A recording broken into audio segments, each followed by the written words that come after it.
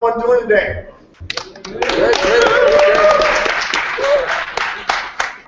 I'll ask again after the coffee system. So what we have today is our startups in VR panel. This is a very interesting panel. Everyone's wanting to know, hey, this is great, we're enthusiasts, but how do we pay the bills now? Where's the career track, right? So hopefully we can get some of those questions answered. How we have Money to look at it. That's it, like fantastic. She's going to be our moderator, and I'll pass it over to her. Let's welcome to the stage. Good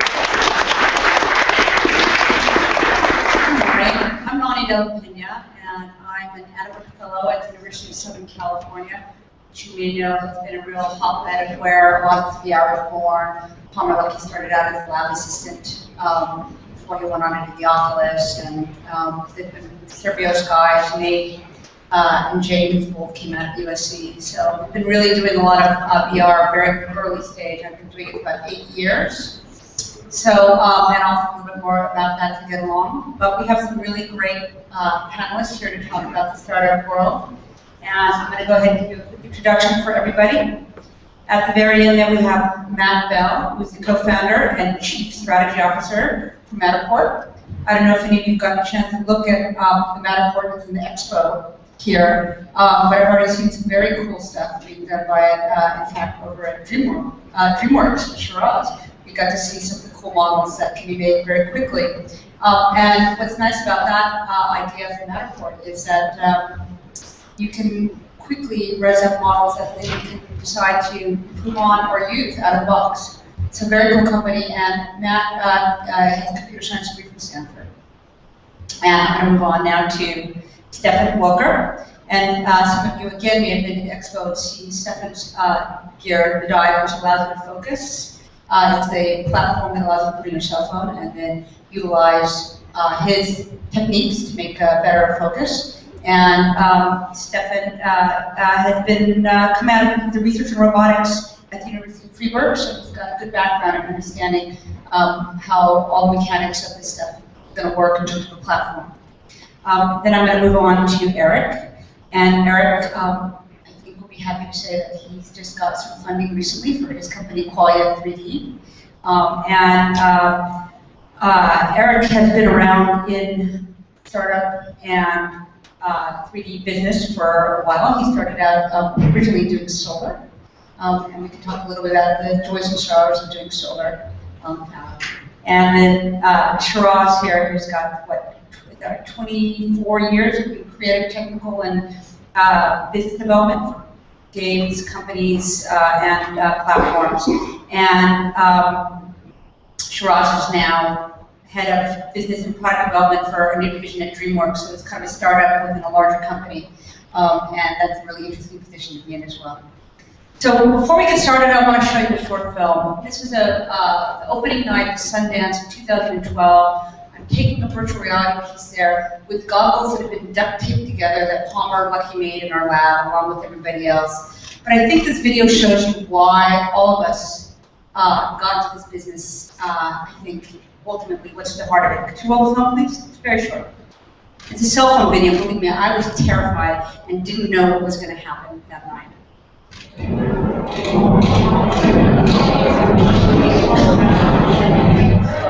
What do you think? Oh, you're crying! You're crying, Gina, you're crying! Oh.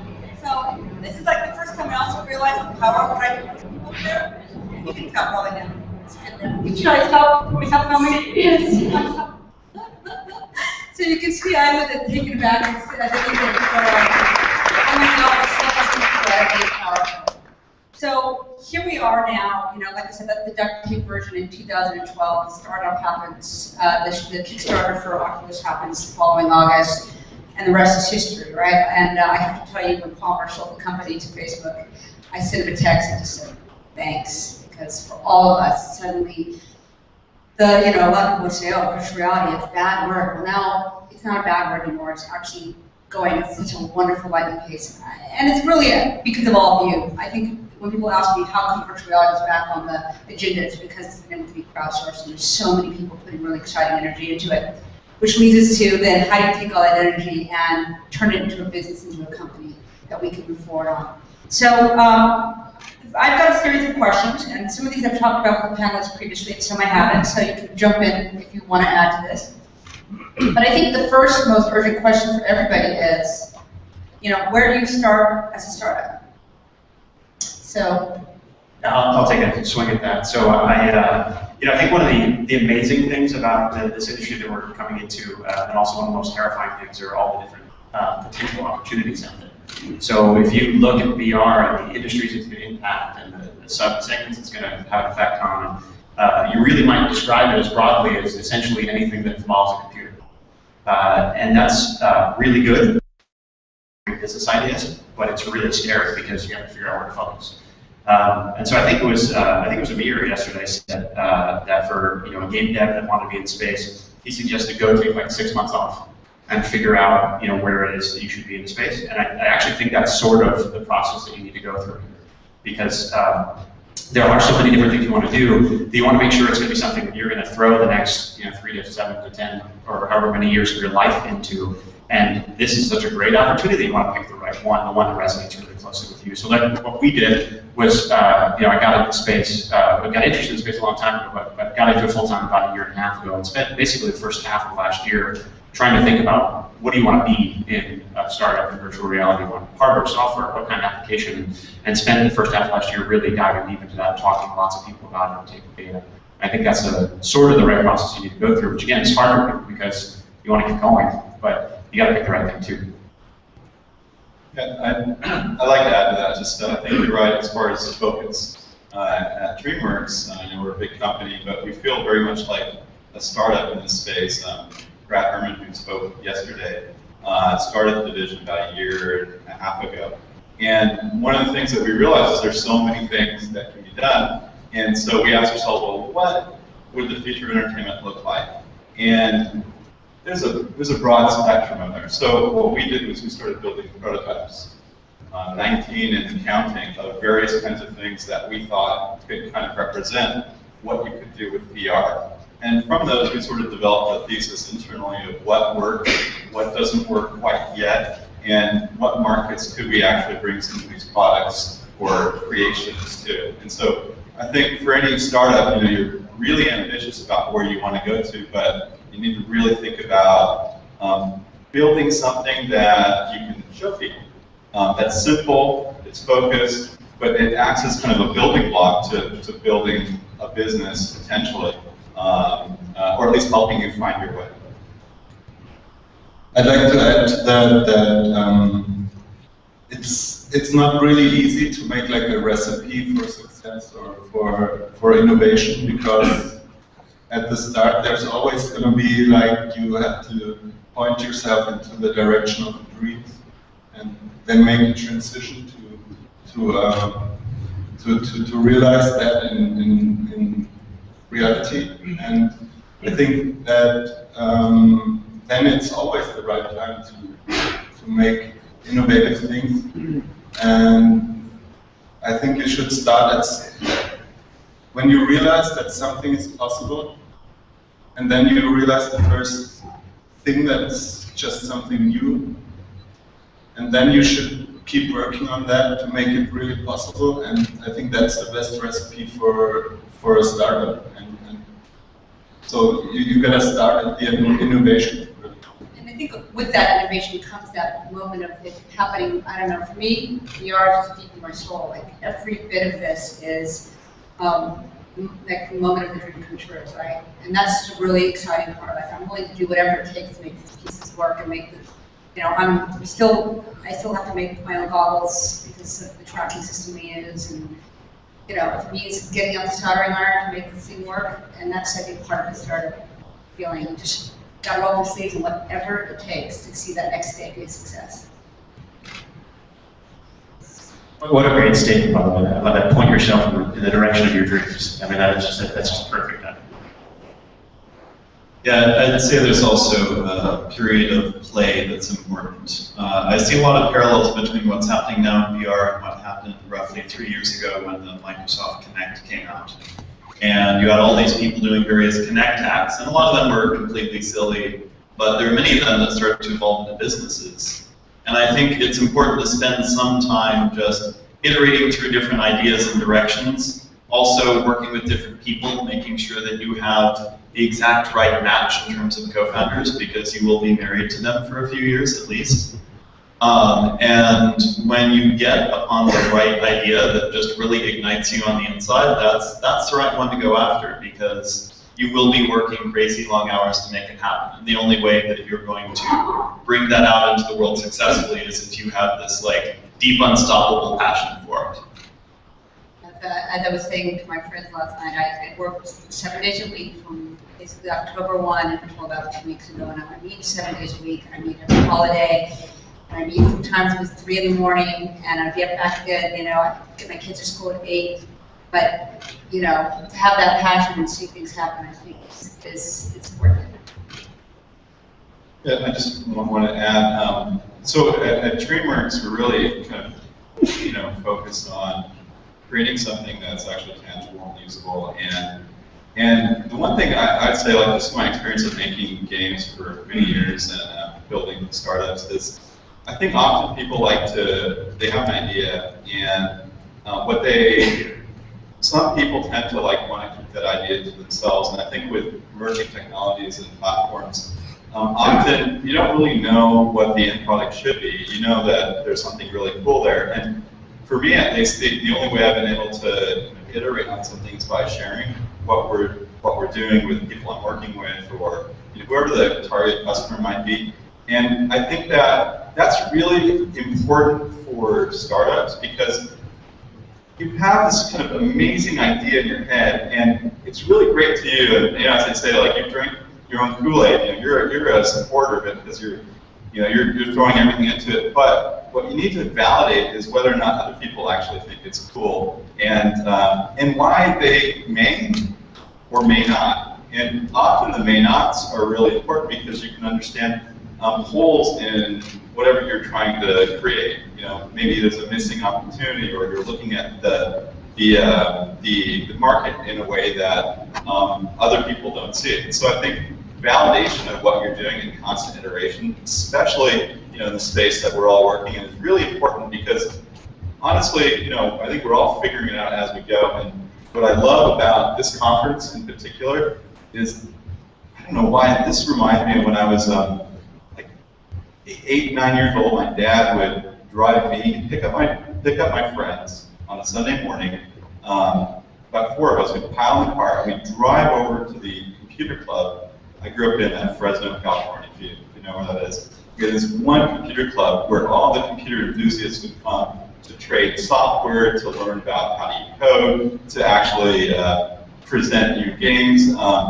And it was the only place you could go to actually find like-minded individuals. But from that, you ended up kind of sharing what your aspirations and what you're trying to build, or what you're trying to learn. And this for some reason, VRLA and this event, like the Cosmos event and the Neurogaming event last week, and certainly this event, feel like that same sort of thing. So it's a community where we're all trying to share what we're doing, and also find like-minded people to build this ecosystem. I think you and Brad also mentioned that when you guys took your piece, your Dragon Ride, to Florida to a conference with 100 people, only about 10 people had heard of the Oculus Rift.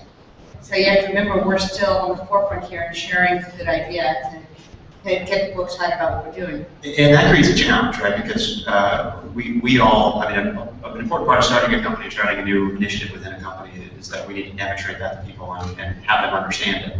But the challenge for all of us in this industry is that, I know we've shown our demo to, I don't know how many, 200, 300 people, whatever it is, and maybe 1 in 10 has ever done any Rift-enabled demo before.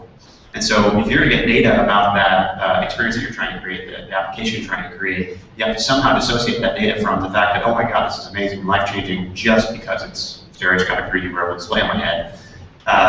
And what part of that is because of what you've actually created. And that's challenging, because I think, again, as Matt said, you need to be passionate about what you're working on, and we get all emotionally invested in that, and we want confirmation bias and just say, okay, they're excited, therefore they're excited about what I built. Which is not necessarily true. So you somehow tease out what do they like about what you built and what do they don't like about it. So that leads me to my next question, like what surprises have you guys encountered in doing this and having a startup? Any big surprises that you can think of that you'd like to share? Sure. One of the interesting surprises for us. So to give a bit of background, we're solving the content creation problem for immersive 3D environments. We've created this camera that lets you very quickly build 3D models of any physical space. You can make like a model of a house in about half an hour using our camera. Now, when we started, we figured that this would be too expensive for consumers for quite a while. Just given the sensor costs and all of that. And so we designed this professional product and we released it and it's selling well. But the big surprise that came is that the big mobile companies are starting to build 3D sensors into phones and tablets. So there's Intel's RealSense and Google's Project Tango. Those are the two public efforts. And those basically came a year earlier than we thought. And so when we were fundraising a year ago, everyone thought we were way optimistic to say that these would happen in like 2016. And they're starting to happen now. And so that was a really interesting positive surprise because it means that 3D content creation is going to get democratized. And each one of you is going to have something in your pocket that will let you build 3D models of any object or any room that you're in. Or 3D models of your friends for that matter. And so part of it is that because the ecosystem is constantly creating all of these new directions, all of these surprises, you just have to be very nimble with both your technology and your product and your business model. You can't be overly reactive, but I think it's important to see other trends as they happen and jump on them as quickly as you can if they're relevant to your business.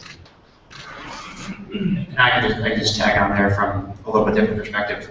We went through a fundraising process where we, is kind of what you might expect. It would run up and down Sentinel Road and talk to investors, trying to get their biggest money. And I think there were two big surprises along that road. One was that when we started the process, this was probably about, 3 or 4 weeks before the Facebook acquisition, I was always really surprised when we'd walk into a room and number one, the investor who was typically some kind of some tech person, right, had never done any Oculus stuff before. Because we are here all, eating, sleeping, and drinking this, and so that's all we do, right? And then you walk in and somebody's like, yeah, no, I've actually never seen this before. And every once in a while, somebody never even heard of it before, which just kind of blew my mind a few months ago.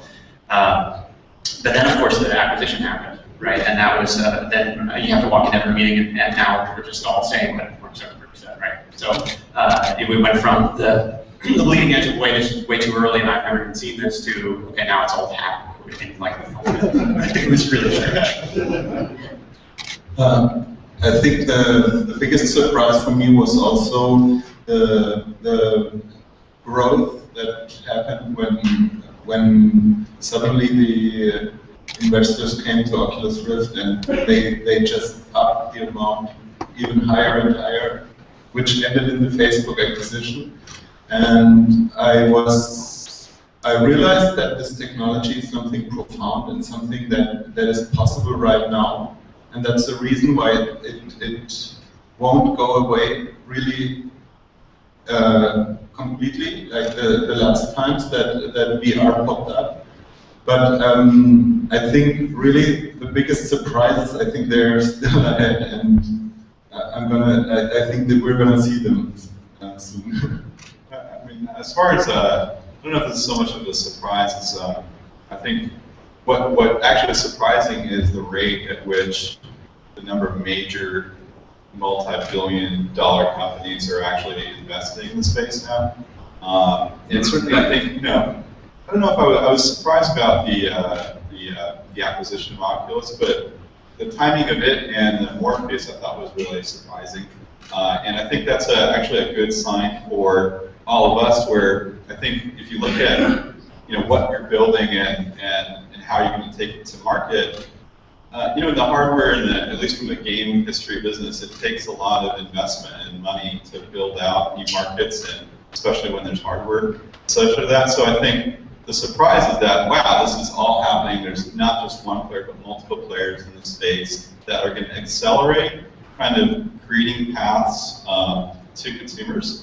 And I think that's really valuable for us to kind of think about, well, you know, we often ask ourselves at DreamWorks in our division, you know, we have all these great opportunities and things that we could put together. We have these great potential partnerships.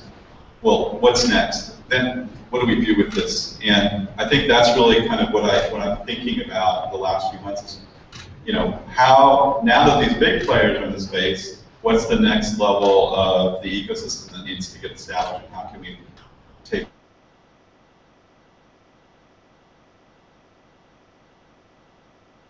I think that's something that's important to kind of think about.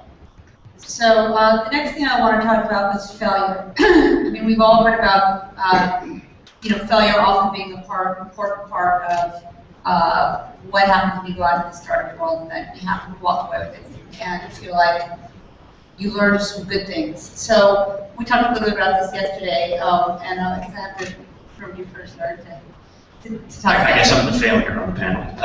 So, you guys, me, I thought committed failure for us, committed failure. Just joking.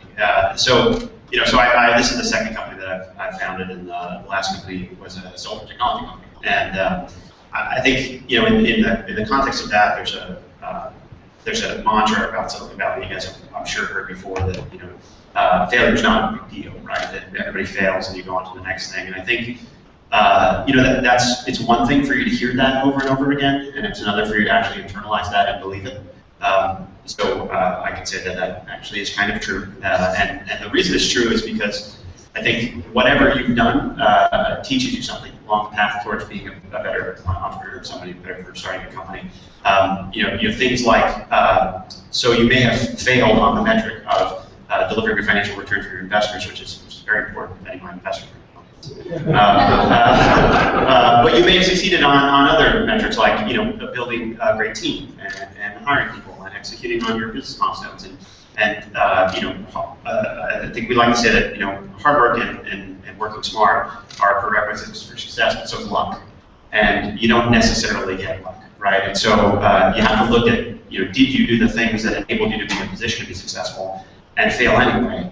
And that's okay. So I think for, you know, I was thinking about yesterday, there's, you know, 400 people or something at this conference, like that we're going to see, you know, 50 if you start a company in the next couple of years. Just, I think, remember that, yes, it is okay to have a failure because you're probably really good at something, and even if your company fails, you can go do that again. So you shouldn't worry about it too much.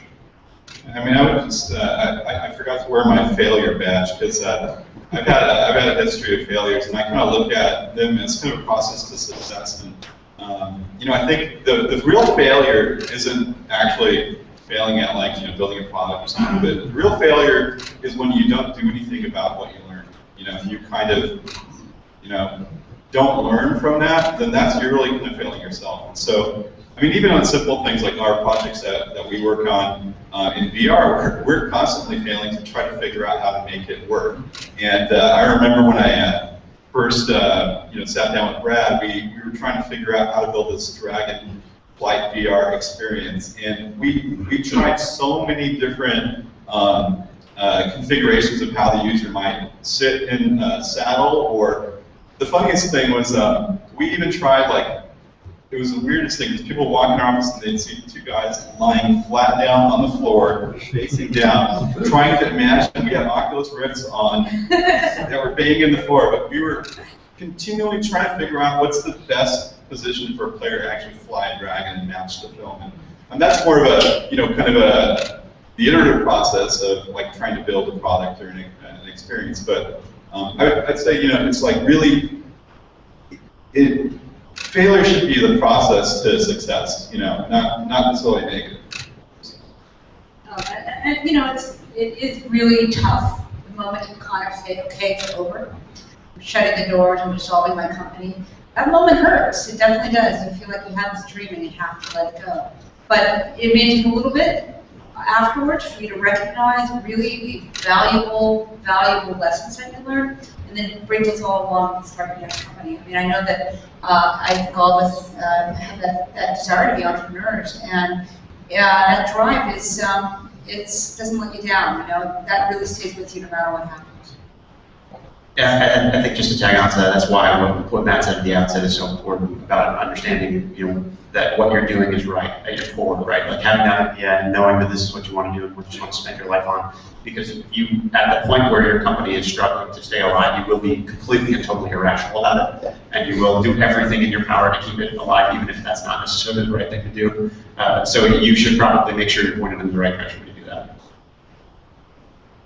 So I think I've had my failures myself, and for example, if I wanted to write these and these papers in university and I couldn't do it or I didn't do it and everything, but you just have to, you still learn from that, and that is something positive. You gotta bring this positive effects to your next thing, and at Durovas we or at Shuji, which is the company, when we were building the dive, which is a hardware product, there's all kinds of failures during that process.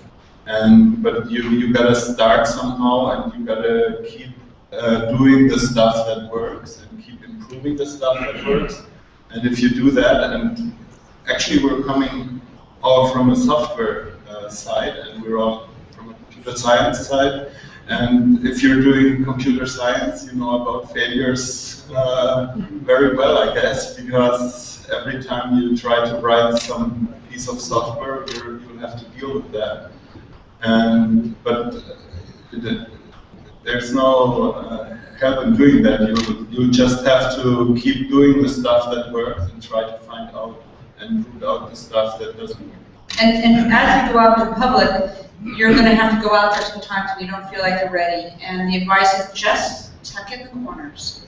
You know, just make the edges look nice. You know, strap that way. And then, you know, the next time you go out, you'll have gone out and you'll have had that thing to build on. And then the next one, you can take it to the next level. But just know when you go out publicly, just tuck in the corners. Figure out what the best way is to present yourself. And you'd be surprised at how accepting or actually how good your vision actually might be.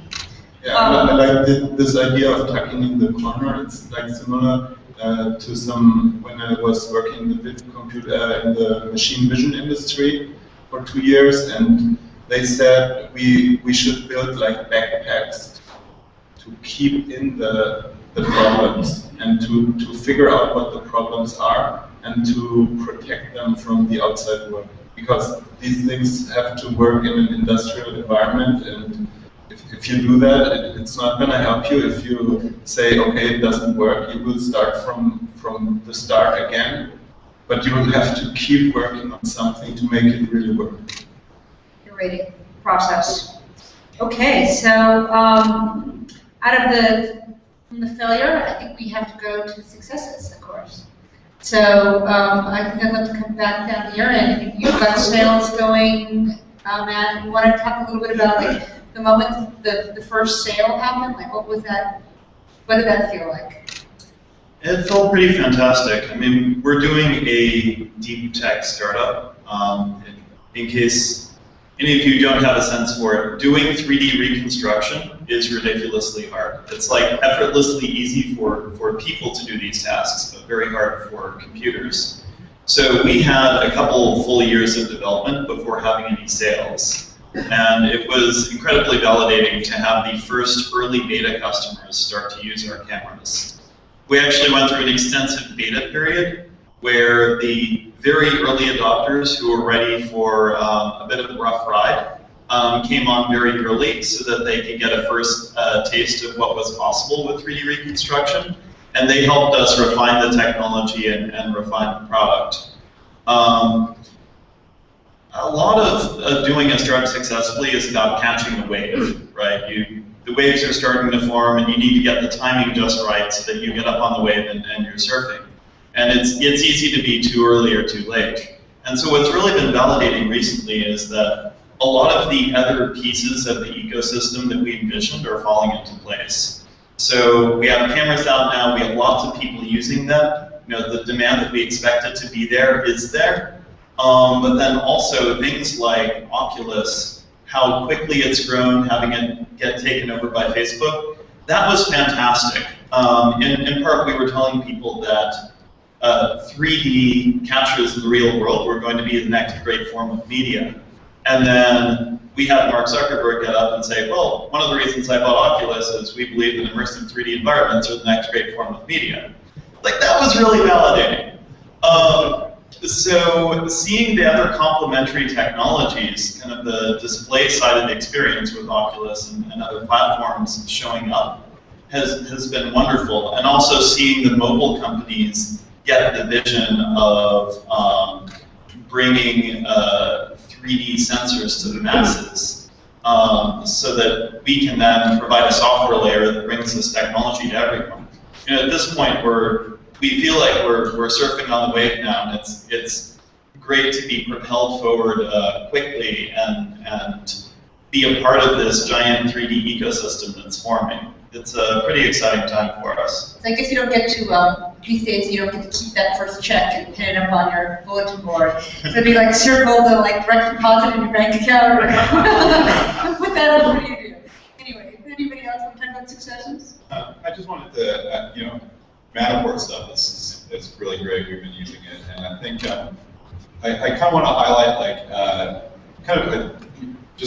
you mentioned building the ecosystem, and I think when I think about building a successful business, it's taking an idea, a good idea, and actually making sure it's a good business model. And often the way you do that is to actually share what you're doing with other people and find kind of a mutual value proposition for each other. Because often I think when you're building a company, you're just thinking about what you need to be successful and not the other party. And I think you guys have been really fantastic with DreamWorks, just helping us figure out where that value proposition is. And I think that's kind of a building block for building the ecosystem. I think everyone around here, I think it'd be great for people to ask who if I meet someone, I always try to figure out what can I do to help them versus help me. And I think that's really important to figuring out where the business might be versus just getting their card and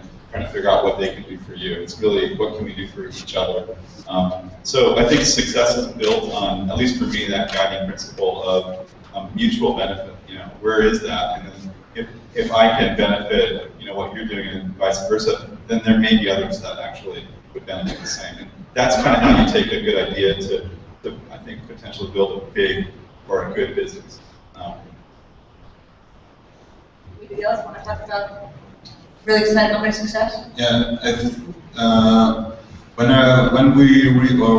realized the implications of when I wrote the Quake 2 application for the smartphone and tried it out on Dive or on OpenDive, which I made first, which was 3D printed. I realized that this is the next level, and this is basically the next media that will be able to transport like a story or like a environment or an expression or an emotion. I think that what the big success depends on and what the success is that right now other people are picking that up and they're evolving on these ideas. And I've seen so many new things that are really so fundamentally different, and because obviously in VR the content has to be reimagined or rethought of how to do it. Spatial narrative. Yeah, and this is just, I think that's a huge success that other people are picking it up and are evolving on these ideas. One of the kind of recent successes that I think also useful is, Nani mentioned we tested Dragonflight. We brought it out to 1,500 people, and only 10 of those people actually had heard of the Oculus. However, last week we tested it with 330 children, ages 6 to 11, and I felt like the guy at Walmart opening the doors on Thanksgiving and Black Friday. We were mobbed. Like, we had 5 stations set up, and that specifically the older children in that age group all knew about the Rift. None had ever tried it, but they'd all seen it on YouTube, like videos of people using it. And so I think there may be this generational gap in awareness, and I think for us at least, there's this younger audience that really is waiting and eager for this, whereas maybe the older. Well, I want to push back on that a tiny bit in that, yes, the reason why is because when I go out to places, you know, I've been everywhere from Google to I was at Davos, Peace, you know, I've been to Tribeca, I've been kind of all over the globe now with these pieces, and I always have 3-hour wait lines. And I have everything from 10-year-olds and senior citizens go through, and that woman crying, she was the norm. I'm not kidding you. People find the experience incredibly powerful and moving. I think kids are more open because they're used to having experiences in these digital environments, but in terms of the effectiveness of this content, I have seen it work for all age groups. Yeah, I mean, my comment wasn't really about the effectiveness, it was just awareness. I agree, awareness. Yeah, so I think across the board, everyone that tried it is like, wow, this has changed my life. But I think the awareness is what we found, at least at this point in time, you know, most of, you know, the average kind of citizen doesn't really know about it. But it seems like kids, it skews more towards kids actually on YouTube watching it. Charles, I want to ask you a specific question, and then I would like to turn this open to open up the questions for the audience to ask you guys questions. But just for, you mentioned to me that there's something that you know, and somebody you guys want to jump in on this as well, that startups often forget to do when they're pitching for money. So here's some good advice when you go out there with your startup and you need to get trying to get money. Charles had some thoughts about what people forget. Oh, sure. I mean, so for about a year I did investment, banking, video game ecosystem, and probably met about 400 or 500 companies. So from that, I learned a lot about, you know, what people often forget about. I'd say 95% of people actually, in their presentations, you know, amazing presentation about what they're making, but when it comes to how they're going to monetize or actually find customers, that's usually missing. So only a good 5% of, at least in my experience, have focused on that. So I think usually people are so excited about what they're trying to build, they're not sure how they're going to make money, or it's kind of, you know, skin deep. And so trying to figure out who might be a customer, those sorts of things are really important, I think, in pitches. Instead, where I think people go wrong is they say, well, you know, we need $5 million to buy advertising for whatever we're building. And generally, investors, for most kinds of products, don't necessarily want their money to be spent to find the customer. They want you to know where the customers potentially are and have a few customers or partnerships that you've established to validate that, yeah, you know, this is actually where we're going to have customers. Now, I know some of these gentlemen here have raised money recently, so I think it'd be really great to kind of hear from you guys as far as, you know, what was it that you think allowed your investors to kind of have faith in what you're building. But I think that was one of the key things I would take. Yeah, I think in this market in particular, having some sort of tangible demonstration showing is really important. I think it is now my life achievement that I've now achieved and not open PowerPoint in my pitch series that I did over the last 3 months. So you know, never loaded that and never turned on the projector, which I was very excited about. So yeah, I mean, having something compelling to show them is important because you have to remember that a lot of these people are not going to have much of any context in the space. And so as much as you can provide them that context of how this fits into the VR ecosystem and start, you know, super broadly about, you know, what VR is, frankly, and then drill down further and further to where your niche needs to be. I think that's a really important part of the discussion, part of the story. At Shuji, we don't rely on external investment, so we started out by cross-financing our developments with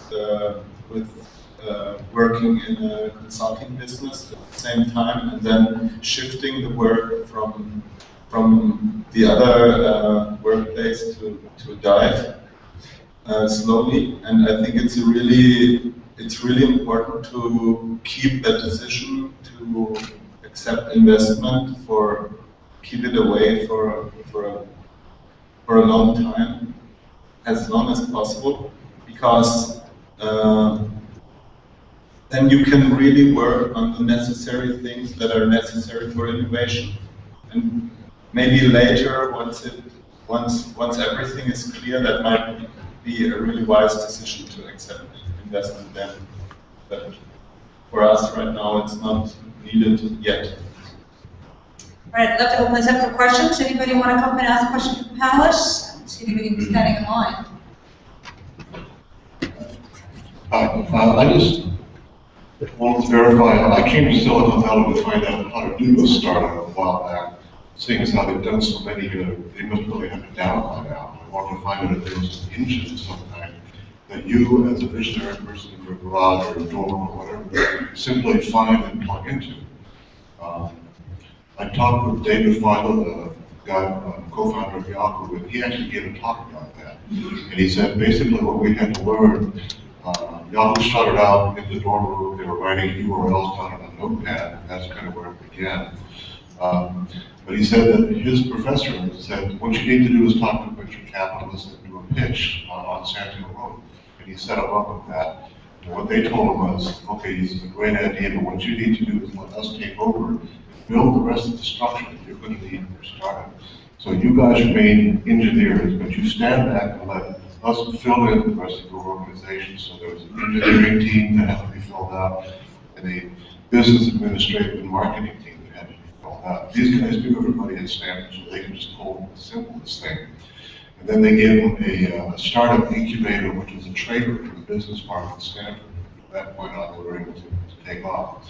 So I'm wondering, why can't we just find that engine? And so we come to like SVDR, like a monthly meeting, or like the whole group computer club. There might actually be some venture capitalists there. You start your meeting with your 1-minute pitch or whatever, and if it looked like it was going to take off, you could hook right up right there. And basically, I think that's sort of the idea behind Y Combinator. All that is just have it ready, you just have the idea, and you can make an effective presentation. Is that kind of like the overview or the gist of it, or is there something totally different going on? I mean, I think the Valley is the engine. I think that the fact that the talent is here, that the money is here, that you can't walk down University Avenue in Palo Alto without bumping into 5 other people starting companies. I mean, that's the engine. And so it's just a question of how you start yourself along that process. But once you get going, once you start talking to people, I mean, it's unavoidable to be inside that ecosystem. And by the way, just on the SBR and venture capitalists, they're there. They just didn't tell you they're there. So I've met a bunch of them who are lurking in those meetings or hanging out, listening to everything everybody says, but they're not announcing, hey, I'm here to give you money, but they're around. Okay, so look for the lurkers at the meetings. Thank you so much. Nice socks. That's usually. Hi. Most of my experience has been at the intersection of computer graphics and health. So I was curious if anyone has had experience with the not-for-profit world trying to get a VR company started in that realm, and if so, what kind of experience they've had. Well, it's not a VR space, but my business, Playwall, I started off as a non-profit gaming platform. You play games, and percentage of money can go to charities, and then partner with all those charities and so on. And the challenge, at least not necessarily from a VR, but I think the nonprofit space, was finding investors that weren't afraid of the word nonprofit associated to the business plan. And so I think that's, there are social kind of investment firms, Omidyar Network, funds like that will invest in socially kind of conscious type businesses or not in the not-for-profit space. So that also understands technology. And so you could probably pursue, groups like that. I would agree, Charles, if you look into the health and gaming models that have been out there, they can offer you a way to then think about how to translate that to VR. And there's a lot of room for that kind of growth area, I think. Great, thank you. Hi. When you are pitching to a VC, one of the challenges is putting, in regards to assumptions, is putting the right projection rate of the adoption of Oculus Rift.